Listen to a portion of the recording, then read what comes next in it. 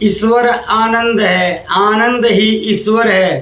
तत्वज्ञान से भरा ये वीडियो, आशा है आपको अच्छा लगेगा। विषय की ओर चलते हैं। प्रथम तो तत्वज्ञान, ज्ञान, कोई भी ज्ञान उसको बार बार जब तक नहीं सुना जाता तब तक वो मस्तिष्क में नहीं स्थिर होता है, कार्य नहीं करता है। समय आने पर व्यक्ति उसको भूल जाता है। श्रीमद् भगवत गीता में अध्याय 4 श्लोक नंबर 33 श्री भगवान ने कहा है, हे अर्जुन, द्रव्य द्वारा किए गए यज्ञों से ज्ञान यज्ञ श्रेष्ठ है, क्योंकि समस्त कर्म ज्ञान में ही समाप्त हो जाते हैं। यहाँ ज्ञान यज्ञ का अर्थ है बार बार शास्त्र श्रवण और चिंतन। फिर अध्याय 4 श्लोक नंबर 34 में कह रहे हैं, तत्वदर्शी महात्मा के पास जाकर नम्रता और सेवा के साथ प्रश्न करो, वो तुम्हें तत्व ज्ञान का उपदेश देंगे। यहाँ स्पष्ट है कि ज्ञान और तत्व ज्ञान को बार बार सुनना चाहिए। उसके बाद अध्याय 18 श्लोक नंबर 70, जो इस गीता संवाद का बार बार अध्ययन करेगा वह मेरे लिए ज्ञान यज्ञ करेगा और मैं ज्ञान यज्ञ से ही संतुष्ट हो जाता हूँ।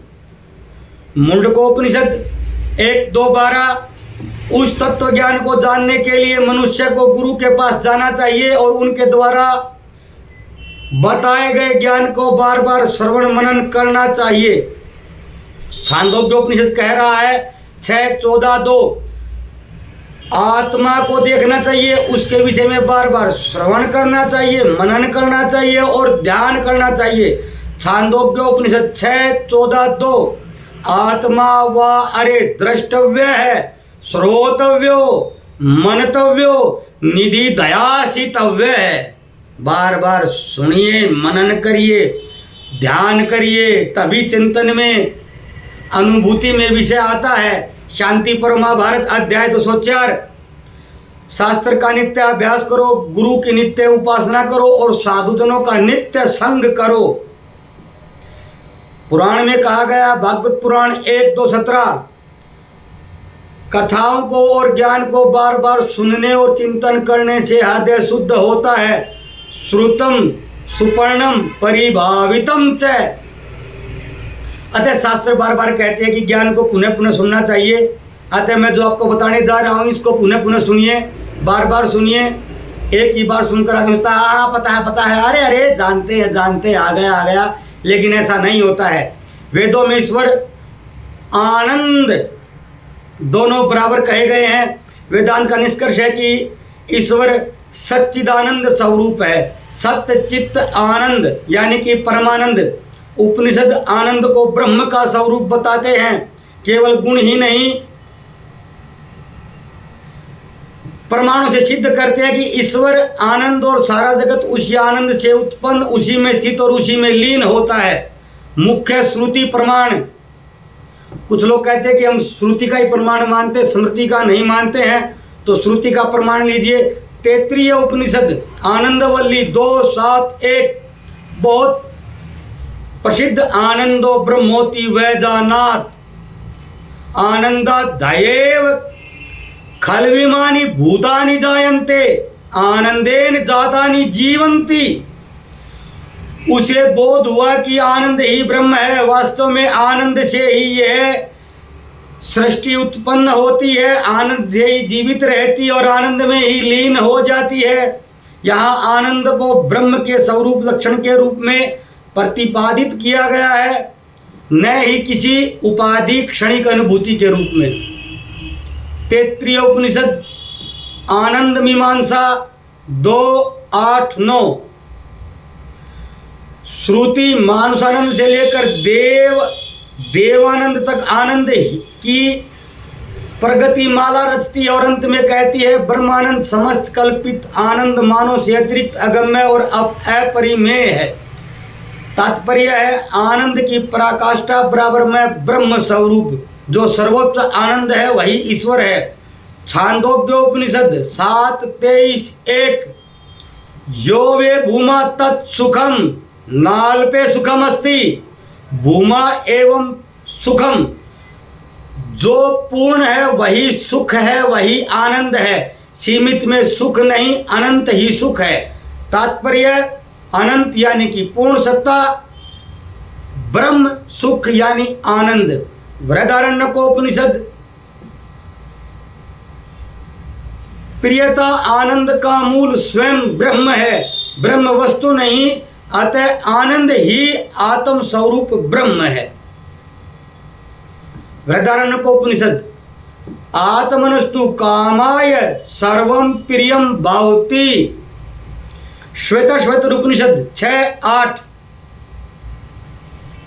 पराशय शक्तिर्विविधेव श्रूयते। परमेश्वर की विविध शक्तियां श्रुति में वर्णित हैं। वेदांतिक परंपरा इन्हें संधिनी, संवित, आह्लादनी शक्ति के रूप में समझती है, जिनमें आह्लादनी शक्ति ही आनंद शक्ति है। ईश्वर की सत्ता मात्र चिन्मय नहीं, आनंदमयी भी है। उसका आनंद तदात्मय है, पराधीन नहीं है। फिर उसके बाद ऋग्वेद 1:22 और 20 मंत्र है, तद्विष्णोः परमं पदम सदा पश्यन्ति सूर्य है। ईश्वर का परम पद आनंद धाम का बोध देता है, जहाँ ऋषि सतत स्थित है। वैदांतिक टीकाओं में यह परमानंद स्थिति का द्योतक माना गया है। कार्यों में जो उत्कृष्टता दिखती है, उसका मूल कारण द्रव्य में समुच्चय रूप से होना चाहिए। समस्त प्राणी आनंद की ही खोज करते हैं। मैं पहले शास्त्र से प्रमाण दे रहा हूँ, उसके बाद तर्क शक्ति और न्याय शक्ति से, न्याय दर्शन से भी प्रमाणित करने का प्रयास करूँगा। अनुभव प्रमाण क्या कहता है? समाधि निर्विकल्प ध्यान में जो अतीन्द्रिय सुख अनुभूत होता है, उसे श्रुति और उपनिषद भूमा सुख कहते हैं। वह वस्तु निरपेक्ष है, स्वयं स्वरूपानंद ही ईश्वर अनुभव है। यदि आनंद को ब्रह्म का केवल गुण माने तो वह अनित्य हो जाएगा, परंतु श्रुति उसे ईश्वर का स्वरूप बताती है। आनंदो ब्रह्मोति वै जानात, अतः ईश्वर आनंद है। अब यहाँ पर कुछ प्रश्न हो सकते हैं। आनंद तो मनोवृत्ति है, तो ईश्वर कैसे? उपनिषद का आनंद वृत्तिजन्य सुख नहीं, बल्कि स्वरूपानंद है, जो अनंत और निरूपाधिक है।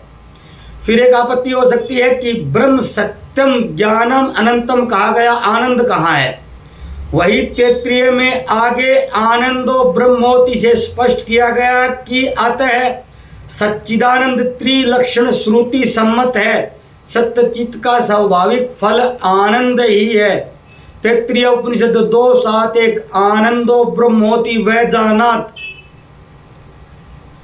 अब छांदोग्य उपनिषद 7:23-1 भूमा एव सुखम यो वे भूमा तत्सुखम नाल्पे सुखम अस्ति। भूमा एव सुखम, जो अनंत पूर्ण है वही सुख है, सीमित में सुख नहीं होता, अनंत में ही आनंद होता है। यहाँ भूमा ब्रह्म को अनंत सत्ता को कहा गया है, आनंद को अनंतता का लक्षण कहा गया है। सीमित वस्तुओं में सुख अल्प और नश्वर है, परंतु अनंत ब्रह्म ही नित्य सुख और आनंद है। यह अलक्षित सुख का निषेध और अनंत सुख का प्रतिपादन है। आधुनिक भाषा में सीमित बराबर में दुख का कारण, अनंत है शाश्वत आनंद। बृहदारण्यकोपनिषद 2:4-5 कह रहा, प्रियता का मूल आत्मा है। आत्मनस्तु कामाय सर्वं प्रियम भावति, अर्थात सभी वस्तुएं आत्मा के लिए ही प्रिय होती हैं। आत्मा से भिन्न किसी वस्तु के कारण नहीं होती। हर वस्तु का सुख वस्तु में नहीं, बल्कि आत्मा में निहित आनंद के कारण है। अतः प्रियता का आधार बराबर में आत्म स्वरूप ब्रह्म। याज्ञवल्क्य और मैत्रेय संवाद, पति इसलिए प्रिय नहीं कि वह पति है, बल्कि इसलिए कि वह आत्मा के कारण प्रिय है। इसी प्रकार पुत्र, संपत्ति, मित्र इत्यादि सब आत्मा के कारण प्रिय हैं। प्रियता और आनंद का मूल कारण ब्रह्म है। ब्रह्म वस्तु में केवल निमित्त, पर आनंद तत्व आत्मा में ही निहित है। मांडुक्योपनिषद तुरीय और आनंद श्लोक मांडुक्य 7 नान्त प्रज्ञम न बहिष प्रज्ञम शांतम शिवम अद्वैतम चतुर्थम मन्यन्ते स आत्मा स विज्ञेय। जो न तो बाह्य प्रज्ञा है न आंतरिक प्रज्ञा है, वह शांत शिव कल्याणमय है, वही तुरीय अवस्था है, वही आत्मा है, वही जानने योग्य है। मैंने तंत्र की वीडियो में 4 अवस्थाओं का वर्णन किया था, पुनः कर दे रहा हूं। जागृत अवस्था, स्वप्न अवस्था, सुषुप्त अवस्था और चौथी अवस्था है तुरीय अवस्था। तात्पर्य क्या है? शांतम शिवम, यही परमानंद का लक्षण है। तुरीय अवस्था में मन और इंद्रिय के परे जो अनुभव होता है वही परमानंद होता है। आप मेरी उस वीडियो में तुरीय अवस्था के विषय में विस्तृत जान सकते हैं। केवल्य उपनिषद श्लोक 7 सच्चिदानंद मद्वैतम ब्रह्म का प्रत्यक्ष लक्षण है। श्वेताश्वतर उपनिषद 6:8 पराशय शक्तिर्विविधेव श्रूयते, आह्लादनी शक्ति को ही आनंद स्वरूप माना गया है। जहां ब्रह्म का अनुभव यानी समाधि है वही आनंद है, जहां ब्रह्म का बोध नहीं है वही दुख है। अतः आनंद का अस्तित्व ब्रह्म से ही निहित है। कारण कार्य न्याय, कार्य का परम प्रयोजन आनंद है, कारण में ही है आनंद स्वरूप रूप से निहित होता है। आपत्ति, कुछ कहते हैं आनंद तो मानसिक अनुभूति है। नहीं, उपनिषद भूमा एवं सुखम कहकर स्पष्ट करते हैं कि मानसिक सुख अल्प है, अनंत आनंद ही ब्रह्म का स्वरूप है। व्यवहारिक दृष्टि से देखिए, छांदोग्य उपनिषद कह रहा है कि सीमित वस्तु में सुख नहीं होता है। बृहदारण्यक कहता है कि प्रियता का मूल आत्मा है। मांडुक्य कहता है कि तुरीय अवस्था ही शांत शिव परमानंद है। इन तीनों प्रमाणों से सिद्ध होता है कि ब्रह्म आत्मा आनंद प्रियता का मूल बराबर शांत शिव परमानंद। छांदोग्य उपनिषद 7:23-1, बृहदारण्यक 2:4-5 और 4-5-6, मांडुक्य 7, जिसमें तुरीय अवस्था यानी कि तुरीय अवस्था में ही परमानंद है।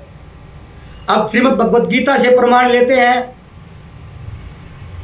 श्लोक 24 अध्याय 5, जो भीतर ही सुखी है और भीतर ही रमण करता है और भीतर ही ज्योति है, वह योगी ब्रह्म निर्वाण को प्राप्त होता है। श्री भगवान कह रहे हैं, अध्याय 5 श्लोक नंबर 24, ईश्वर का आनंद बाह्य विषयों में नहीं अंतरात्मा में है।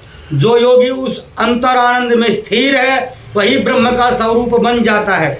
उसके बाद अध्याय 6 श्लोक नंबर 20-21, जब चित्त योग द्वारा स्थिर हो जाता है और आत्मा को आत्मा में देखकर तुष्ट हो जाता है, तब वह जो सुख अनुभव करता है वही परम आनंद है, जो बुद्धि से ही ग्रहण किया जा सकता है और इंद्रियों से परे है। इसका तात्पर्य है यह सुख इंद्रियजन नहीं है बल्कि परमानंद है। योगी जब आत्मा में आत्मा का दर्शन करता है तभी यह आनंद प्राप्त होता है। उसके बाद श्री भगवान अध्याय 6 श्लोक नंबर 22-23, यम लब्ध्वा चापरम लाभम मन्यते नाधिकम ततः यस्मिन् स्थितो न दुखेन गुरुणापि विचाल्यते। जिस सुख को पाकर और कोई लाभ श्रेष्ठ नहीं लगता और जिसमें स्थित होकर महान दुख भी विचलित नहीं कर सकता, वही योग है, वही परमानंद है। यह आनंद अपरिवर्तनीय है, सांसारिक सुख दुख के साथ मिश्रित है, लेकिन योगानंद दुख संयोग से परे है।